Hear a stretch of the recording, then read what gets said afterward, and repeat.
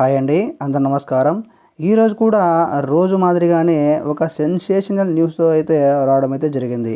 AP రాష్ట్ర వ్యాప్తంగా ఎలక్షన్లు జరగకముందు చాలామంది ప్రజలైతే నెక్స్ట్ 2024 సంవత్సరంలో కూడా జగన్మోహన్ రెడ్డి గారి ప్రభుత్వం అయితే అత్యధిక మెజారిటీతో గెలుస్తారు. అది కూడా 2019 ఎలక్షన్‌లో 151 సీట్లు సాధించింది.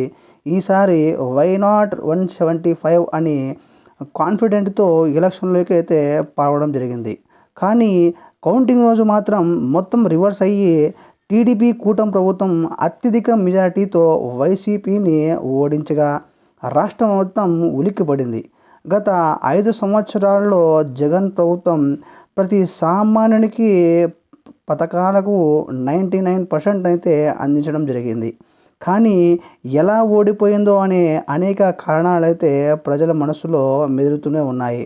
కానీ చాలామంది వైసీపీ ఎమ్మెల్యేలతో పాటు జగన్మోహన్ రెడ్డి గారు కూడా ఈవీఎంల ద్వారా ఓట్లు ట్యాంపరింగ్ జరిగిందని ఎలక్షన్లలో పోలైన ఓట్లకి, కౌంటింగ్ రోజు పోలైన ఓట్లకి చాలా డిఫరెన్స్ ఉందని చాలామంది అయితే వాదించడం జరుగుతోంది.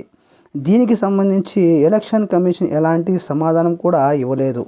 దీన్ని బట్టి చూస్తే వైసీపీ ప్రభుత్వం రీకౌంటింగ్‌కి వెళ్ళనుంది. వెళితే ఏ ఏ నియోజకవర్గాల్లో రీకౌంటింగ్ అనేది మొదలవుతుందో పూర్తి సమాచారం అయితే ఈ వీడియోలో తెలుసుకుందాం. ఈ రీకౌంటింగ్‌కి సంబంధించి ఈ వైసీపీ ప్రభుత్వం సుప్రీంకోర్టులో కూడా స్టే అయితే ఇవ్వడం జరిగిందండి. దానికి సంబంధించి 2 నియోజకవర్గాల్లో కూడా ఈ అమౌంట్ అనేది పే చేసి ఉన్నారు రీకౌంటింగ్‌కి. అది ఏ ఏ నియోజకవర్గాల్లో పే చేశారు మొత్తం సమాచారం అయితే ఈ వీడియో అయితే తెలుసుకుందాం. ఈ వీడియో మీకు నచ్చినట్లయితే ఖచ్చితంగా ఒక చిన్న లైక్ అయితే ఇవ్వండి. అదేవిధంగా వెంటనే మన ఛానల్ అయితే సబ్స్క్రైబ్ చేసుకోండి. ఇక లేట్ చేయకుండా వీడియోలోకి వెళ్దామండి. దేశ చరిత్రలోనే ఛాలెంజ్‌గా నిలిచిపోయేలా 2024 ఎలక్షన్ అనేది ఉండబోతున్నాయి. ఎలక్షన్ మొదటి నుండి ప్రచారంలో ఎలక్షన్ కౌంటింగ్ వరకు రసవత్తంగా జరిగాయి. కానీ ఫలితాల విషయంలో చాలామందికి అపోహలైతే లేకపోలేదు. ఎలక్షన్ టైంలో ఈవీఎంలో పోలైన ఓట్లకి, కౌంటింగ్ రోజు కౌంట్ అయిన ఓట్లకి దాదాపు 49 లక్షల ఓట్లు వ్యత్యాసం ఉండడం జరిగింది. దీనిపై ఎలక్షన్ కమిషన్ కూడా ఎలాంటి సమాధానం ఇవ్వకపోవడంతో ఈవీఎంల ద్వారా భారీ మోసం జరిగింది అని నమ్మకం ఇంకా బలపడుతోంది. కొన్ని వర్గాల్లో అయితే ఈ విషయంలో చాలామంది ఎమ్మెల్యేలు, సీనియర్ నాయకులు కూడా ఈవీఎంలను తప్పుపట్టారు. దీనికి సంబంధించి ఎలాంటి రుజువు లేకపోవడంతో సమస్య అనేది బయటికి రాలేకపోయింది.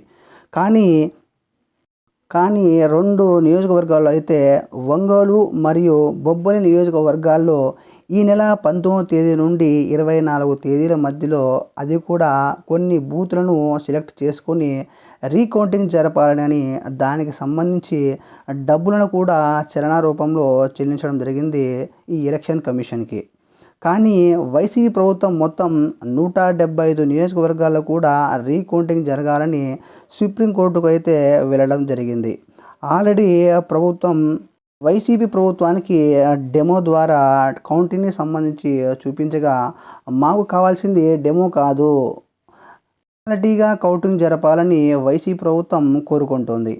సో, ఈ బాలినేని శ్రీనివాసరెడ్డి గారు 12 బూతులలో రీకౌంటింగ్ జరపాలని 5.5 లక్షల రూపాయలను ఎలక్షన్ కమిషన్‌కి అయితే డబ్బులు చెల్లించడం జరిగింది. ఈ విషయాలపైన సీనియర్ పొలిటికల్ అనలిస్ట్ అయినటువంటి పురుషోత్తం రెడ్డి గారు చెప్పిన మాటల విషయానికి వస్తే, వైసీపీ ప్రభుత్వం చెబుతుంది ఏమిటంటే ఈవీఎంలు ట్యాంపరింగ్ జరిగింది, ఈవీఎంలను మేనేజ్ చేశారు అని చెబుతోంది. వైసీపీ చెప్పింది తప్పా రైటా చెప్పాల్సింది ఎలక్షన్ కమిషన్. ఇంకో విషయం ఏమిటంటే ఎలక్షన్ రోజు ఓట్లు పర్సంటేజు కౌంటింగ్ రోజు ఓట్లైన వారి యొక్క పర్సంటేజ్ విషయంలో భారీ వ్యత్యాసం అయితే ఉంది. ఇదే గెలుపు ఓటములను తారుమారు చేసింది. ఇలాంటి ఎలక్షన్ కౌంటింగ్‌కి సంబంధించిన ఎలాంటి సమస్య అయినా పరిశీలించాల్సిన బాధ్యత ఎలక్షన్ కమిషన్‌దే. ఎందుకంటే దేశంలోనే కాదు రాష్ట్రంలో కానీ 5 సంవత్సరాలు మనల్ని పాలించే వారిని ఎన్నుకోవడానికి నిర్వహించే బాధ్యత మన భవిష్యత్తుని వారి మీద నమ్మకంతో ఇస్తే వారు దానిని సక్రమంగా నిర్వర్తించే బాధ్యత ఈ ఎలక్షన్ కమిషన్ది. కాబట్టి ఈ ఎలక్షన్ మీద ఏ ఒక చిన్న అనుమానం వచ్చినా తీర్చాల్సిన బాధ్యత కూడా ఎలక్షన్ కమిషన్ మీదే ఉంటుంది. ఇలాంటి సమస్య వచ్చినప్పుడు ఎలక్షన్ కమిషన్ అనేది ఛాలెంజ్గా తీసుకోవాలి.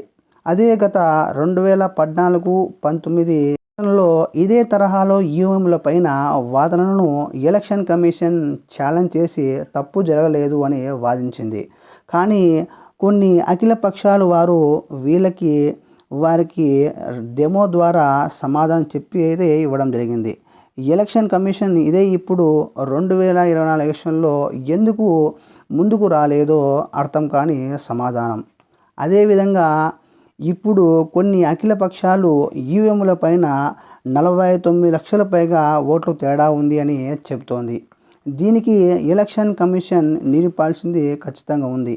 ముఖ్యంగా ఎలక్షన్ కమిషన్ అనేది 2 విధాలుగా నిరూపించాల్సి ఉంటుంది. ఒకటి ఈవీఎం మిషను, రెండవది ఈవీఎంలో ప్యాడ్. ఈ ప్రజలైతే ఈవీఎం మిషన్తో ఓటు వేస్తే మనం ఏ పార్టీకి ఓటు వేస్తున్నామో ఆ పార్టీ గుర్తు ఈవీఎం ప్యాడ్లలో 10 సెకండ్లు అయితే కనబడుతుంది. అదేవిధంగా ఈవీఎం మిషన్లో ఎన్ని ఓట్లు పోల్ అయితే ఈవీఎం ప్యాడ్లో కూడా అన్ని ఓట్లు పోల్ అవ్వాలి. అలా కాకపోతే ఎక్కడో తేడా జరిగినట్లు అన్నమాట. ఎగ్జాంపుల్కి 100 ఓట్లు ఉంటే ఒక నియోజకవర్గంలో 100 ఓట్లు ఉన్నాయనుకుంటే ఈవీఎం మిషన్లో టీడీపీకి 50 ఓట్లు, వైసీపీకి 50 ఓట్లు పోల్ అయితే ఇవే ఓట్లు ఈవీఎం ప్యాడ్లో కూడా 50-50 ఓట్లు అయితే ఉండాలి. అలా లేకుంటే తేడా జరిగినట్లు. కాబట్టి ఇలా జరిగినప్పుడు పూర్తి బాధ్యత ఎలక్షన్ కమిషన్ తీసుకుని సమస్యను వివరించాలి. ప్రజలకు వివరణ అయితే ఖచ్చితంగా ఇవ్వాలి. ఇదే కాక ఎలక్షన్ కౌంటింగ్ అయిపోయిన తర్వాత ఫామ్ 20ని ఖచ్చితంగా ప్రవేశపెట్టాలి. అలా ఈ ఫామ్ 10 అనేది పెట్టలేదు. అసలు ఫామ్ 20 అంటే అన్ని నియోజకవర్గాల్లో ఆ కౌంటింగ్ రోజు ఒక్కొక్క కౌంటర్కి ఎన్ని ఓట్లు వచ్చాయి అని ఖచ్చితంగా ఈ ఫామ్ 20లో ఖచ్చితంగా పెట్టాలి. కానీ 2 నెలలు గడుస్తున్నా ఇంకా ఫామ్ 20 అయితే పెట్టలేదు. ఇప్పుడు ఈ కూటమి ప్రభుత్వాన్ని ఏర్పరచుకొని దాదాపు 2 నెలలు అవుతున్నా కూడా ఇంకా ఈ ఎలక్షన్ కమిషన్ ఈ ఫామ్ 20 గురించి ఎలాంటి సమాధానం ఇవ్వకపోవడంతో కౌంటింగ్ పర్సంటేజ్ దాదాపు 49 లక్షలు తేడా ఉంది. దీనికి సంబంధించిన ఒక నివేదికైతే ఇవ్వాల్సిన బాధ్యత ఎలక్షన్ కమిషన్కి అయితే ఉంది. ఈవీఎం మిషన్కి